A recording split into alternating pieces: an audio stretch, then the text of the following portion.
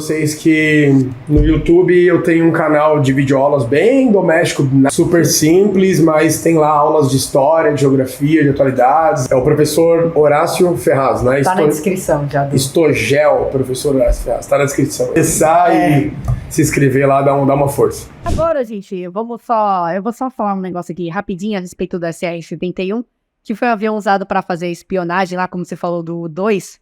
Esse avião veio depois do 2, porque abateram o 2 e eles falaram, tem que aumentar o bagulho aí, então. Aí veio o SR-71 e tinha uma câmera que filmava, tipo, acho que ele voava na 25 km de altitude, 85 mil pés. Um avião comercial, vazio. O máximo que ele chega é 45 mil. 45 mil. Esse daí, ele já tava quase fora da atmosfera, assim. Sim. Não tava fora porque senão ele ia cair, né, mas... E ele... É 100 km a sair da atmosfera, né? Assim... É 100 km? Então tava longinho de sair. Se eu não me engano, sim. Assim, pelo que eu sei, né? Pode ser que tenham outras medidas aí, não sei. Ah, tá. Mas é uma coisa muito futurista, né? Esse SR-71, né, cara? Sabe de quando foi? 1968, eu acho. Sabe, como rapidamente... Sabe que o Table operou 5 anos só por aí, 10 no máximo. Porque não valia a pena, gastava muito. Ele foi, uma curiosidade, Nick, vou só falar aqui rapidinho, que ele foi feito inteiro de titânio, porque ele voava Mach 3.3, que é 3 vezes, 3 acima da velocidade do som. O Concorde, acho que voava 2.2, alguma coisa assim, era bem pouquinho a menos. Então, esse aí tinha que ser todo de titânio, e ele faltava combustível, porque o titânio dilatava e juntava, assim, né? Então, pra não explodir o bagulho na hora de dilatar, porque ele pegava fogo quase aí, por causa do atrito. Então ele teve que ser inteiro de titânio e ele tem várias coisas vazadas, assim. Ele tem um monte de museu, tem uma porrada desse avião aí, lá nos Estados Unidos. É um opalão da guerra, né? Bebe demais e os caras tirou de uso, então. É, só que era muito avançado, assim. Só que não tinha nada digital. Nada digital. Nada digital. Entendi. Vamos pular então? Vamos direto para...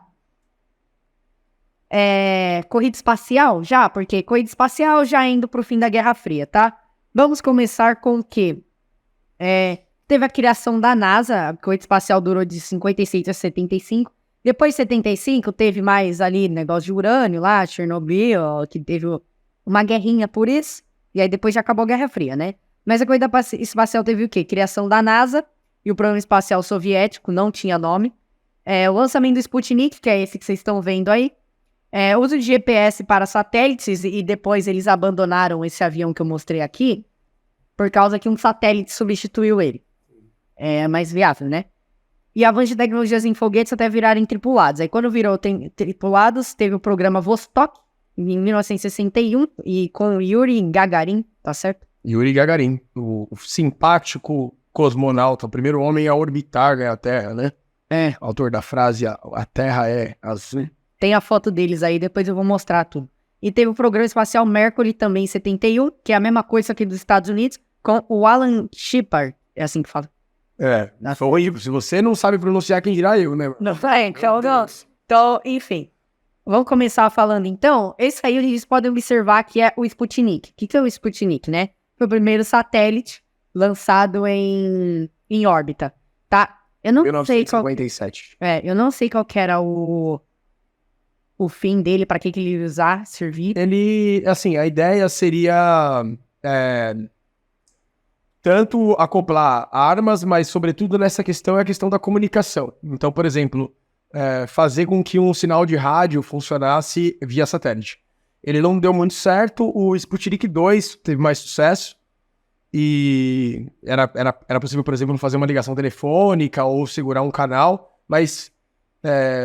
ainda que a União Soviética tenha saído na frente com o Sputnik 1 e 2, os satélites norte-americanos eles foram mais melhores, funcionais, assim, eles começaram a dar origem às telecomunicações. Então, tipo, por exemplo, telecomunicação, telefonia, televisão... Hoje em dia o Elon Musk passou do ponto já. Sim. Tanto que depois vai vir a TV por satélite e depois, obviamente, a própria internet. Então, isso vai acabar fazendo com que o rádio se expanda e a telefonia se expanda. Acho que essa é a grande questão, né? Então. E um detalhe dele, gente, que foi bem difícil de lançar, ele tinha 58 centímetros. Tem gente que fala que é o tamanho de uma bola de basquete, mas uma bola tem 24. 58 é mais ou menos isso aqui, ó. É o dobro de uma bola de basquete, vou dizer assim. Não é muito grande. Cabe uns 3 nessa mesa aqui. Mas ele foi o primeiro satélite aí soviético. E o Sputnik 2 levou a cadela Laika, né? É o 2 que levou o primeiro ser vivo. Né? Por isso que é o redondinho aí, ó. Tem a cúpula. É o Sputnik 2. Então ele era um pouco maior do que o Sputnik 1. Pra caber a cachorra lá. Canilzinho do soviético. Tá E ela morreu, mas foi lá ou foi voltando já? Acho que foi no retorno, né? No retorno, na queda, acredito eu. Não lembro agora desse episódio, não me atentei a revisar isso. Eu sei que é Sputnik 2 que leva ela, e é um sucesso porque os norte-americanos estavam engatinhando nessa época. Como você mesmo lembrou, a corrida espacial norte-americana ela só vai ganhar um impulso com a criação da NASA, que é muito investimento das Forças Armadas norte-americanas, muito dinheiro público. Então, assim, legal lembrar isso, né? A gente reclama de pagar imposto, o cidadão norte-americano paga imposto pra NASA, pra corrida espacial. Tem muita gente que acha bom, tem muita gente que não acha tão bom. Acho que é a mesma coisa que nada. Tipo, os Estados Unidos tá ganhando, mas você vai pra lá? Não vai, então. O que eu acho curioso é que, tipo assim, falta habitação, né? Falta moradia pra população, falta escola, falta educação, falta emprego, mas o dinheiro dos contribuintes vai pra corrida espacial, vai pra corrida armamentista, e muitas vezes ninguém comenta isso, entende? Acho meio curioso. Uhum. Então tá aí, pessoal, a foto da cadela Laika. Não tem raça, eu acho, não, né? Não... Eu parei pra pensar. Caramelo, né? Sei lá que raça é essa. É um caramelo com focinho e orelha preta. É isso aí. É um caramelo que tá mais bege. E com certeza o treinamento dela, né? Tanto quanto daquele macaco que foi pra missão norte-americana lá. Os norte-americanos enviaram um macaco. Eles treinaram 2 anos o macaco, né? Pra fazer a viagem. Então são animais extremamente inteligentes e que tiveram que sofrer como cobaia aí na mão dos... Coitado. Bom, aí temos a parte do GPS, que você me mandou aquele texto lá pra mim colocar aqui. Primeiro GPS, gente, basicamente assim, a corrida espacial tem muita coisa que eles criaram, só que é coisa rapidinha que não tem muito o que falar, né? O primeiro GPS, foi em 1960, tem a data aí, e foi isso aí. Basicamente eles lançavam coisas, foi tipo um Sputnik avançado. Que os satélites, né? Então... Eles lançaram 24 satélites no espaço. Mas foi de uma vez que eles lançaram. Posicionados nos polos e na região da linha do Equador. E aí, esses satélites, eles se cruzam de 12 em 12 horas, se não me engano. E aí, cruzando essas informações desses 24 satélites, hoje deve ser mais aprimorado, mas na época era 24. Hoje deve ser mais de 10 mil, 20 mil. Aí você calcula latitude, longitude, aí você calcula qualquer distância de uma moedinha no fundo do oceano, você consegue localizar o ponto dela a partir disso. Pra quem não sabe como funciona o GPS, vai ficar para um próximo vídeo, porque é muito complicado para explicar aqui agora. Mas basicamente esse foi o primeiro aparelho de GPS, a foto é antiga, tá? Por isso tá essa qualidade aqui. Eu acho legal falar pra galera, que eu acho que isso não é tão aprofundado, mas é interessante, que foi o presidente Bill Clinton dos Estados Unidos nos anos 90, que negociou com as Forças Armadas dos Estados Unidos, porque o GPS era uma tecnologia de uso exclusivo do Exército. Ela não era acessível às pessoas comuns, aos civis, a nós, por exemplo.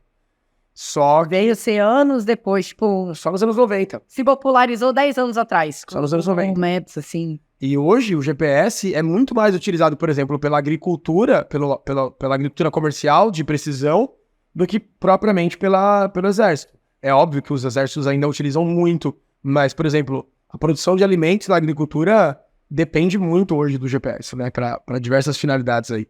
Tanto lançamento de sementes ou mesmo fertilizantes, etc e tal. O controle das máquinas agrícolas em geral, todos usam o GPS. Quer dizer, hoje a gente produz comida com o GPS. Acho que é legal. Ótimo, né? O GPS é tudo. E tem gente que acha que o GPS é Google Maps. Lá não tem nada a ver com o Google Maps. Não. E é interessante também lembrar que se a princípio só os Estados Unidos controlam o sistema global de posicionamento, GPS, hoje outras agências militares tentam fazer o seu próprio GPS para não ficar refém do GPS americano. Por exemplo, a Europa tem o seu GPS só fazer próprio... tipo o Elon Musk, ele tem o próprio satélite com o mesmo sistema, mas que fica numa rede diferente. A Rússia tem um sistema de GPS próprio, se não me engano a China também tem um sistema de GPS próprio, então A China tem tudo também. a China hoje compete de igual para igual aí com qualquer país. A China falam que vai ser a nova ordem mundial, né? É. Só que aí não entra no nosso conteúdo aqui. É tema para outro podcast, né? Aí a gente temos a foto de um satélite, aqui ó, um satélite moderno para espionagem e para GPS, assim, não sei se tamanho dele, não sei para que esse em específico é usado, mas é uma imagem ilustrativa aí de como é hoje, tá? Porque espionagem era naquela época lá, mas satélite o princípio de funcionamento era o mesmo, tá? Que o satélite substituiu o SR-71, aquele avião lá. Se eu não me engano, os americanos começaram a mandar esses satélites ou aviões com sistema de captura de imagem e tal, que ficavam a 160 mil metros da União Soviética e conseguia pegar com detalhes o que estava acontecendo nas bases militares e tal. Então vai ser uma maneira de você vencer uma guerra sem sair de casa, sem sair do lugar, né? Que essa é a ideia. Era basicamente tipo assim, eu sei o que você tá fazendo, não sei o quê. E hoje você vê, né, na guerra da Ucrânia, descobriram que o cara ia fazer muito tempo antes, porque ele colocou lá, tinha foto, tipo... Exato. Muito aborrecido pra ele. Pra hoje em dia Pra aquela época lá, você se escondia atrás de um martinho, ninguém sabia onde você tava. Mas hoje em dia, misericórdia. Não tem como muito se esconder hoje, né? Aí, gente, é porque eu fiz o slide de acordo com os tópicos aqui, tá? Se vocês quiserem, até podem disponibilizar o nosso roteiro pra vocês fazerem o próprio podcast aí, baseado no nosso. Mas aí temos o Alan e o Yuri, que eles foram... Deixa eu tirar o ponto vermelho da testa dele, né? Não sai, enfim. Que eles foram os astronautas aí... Não sei se é astronauta, porque eles só orbitaram, né? Mas o... O Yuri é curioso porque a União Soviética... Ambos vão usar, por exemplo, a questão do marketing, né? O marketing, a ideia de bem-estar, a ideia de que, nossa, o nosso modelo é o melhor, é o mais fofo, as pessoas são felizes e tal. O Yuri, ele entra nesse lance, porque ele não tá sorrindo nessa foto, mas ele tem um sorriso muito bonito. Ele era um rapaz muito simpático.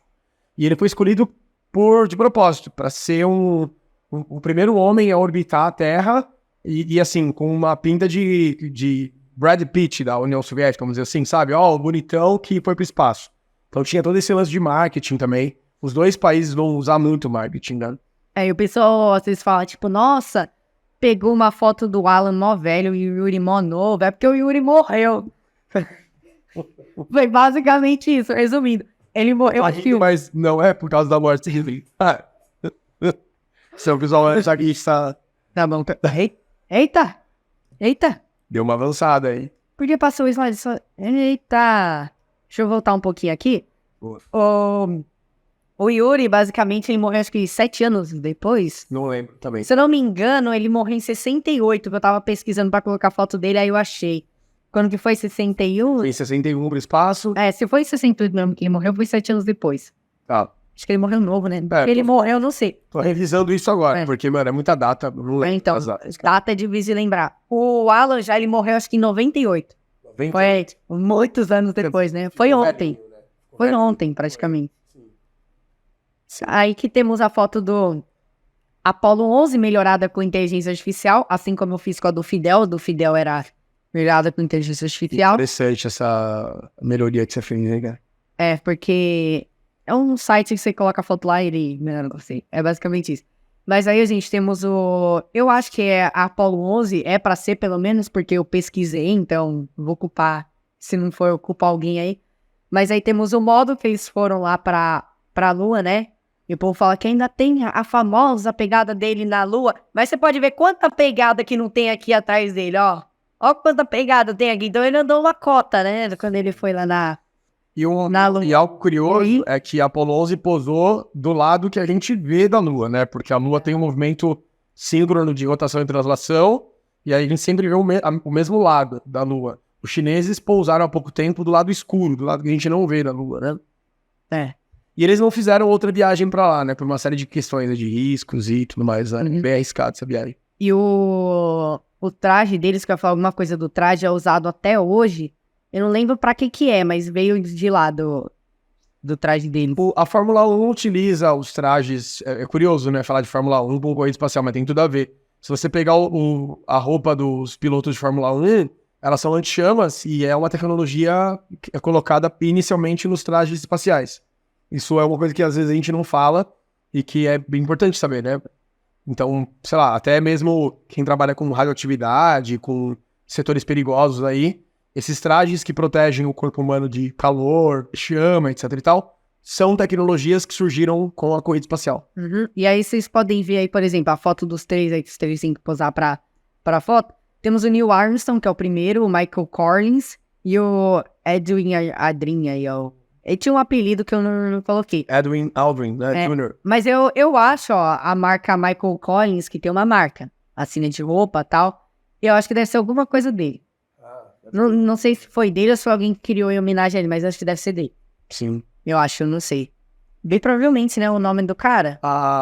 Teve uma bomba nuclear que os Estados Unidos testaram no atol do Bikini, no Pacífico. Acho que é isso, se eu não me engano. Se eu estiver enganado, depois você pede desculpas aí. Acho que é atol do Bikini, uma ilhota remota lá do Pacífico. E os norte-americanos testaram uma das bombas que você mostrou aí, inclusive. E teve um estilista francês que criou o biquíni. Ele criou as duas peças do biquíni e ele colocou o mesmo nome. Justamente porque pegava, entendeu? Tipo, é meio que como se as conquistas espaciais geravam um campo para moda, para tecnologias que depois iam se vender na indústria cultural do capitalismo, né? Então, é curioso porque tem um estilista francês. E teve bastante coisa, assim, também da corrida espacial que é usada até hoje, assim. Sou professor Horácio, sou professor de História, professor de Geografia. Como eu falei, eu sou graduado em História, graduado em Geografia, tenho algumas especializações, faço mestrado em História pela Universidade Federal de São Paulo, estudo Manancial, estudo a Billings, também tenho pesquisas na área da educação e direitos humanos, um historiador, geógrafo mais voltado ao meio ambiente do que propriamente a conflitos geopolíticos, né? Trabalho como professor de História e Geografia na rede pública e privada aqui de Ribeirão Pires. Espero que tenha alguns alunos aí no decorrer do podcast que venham acompanhar.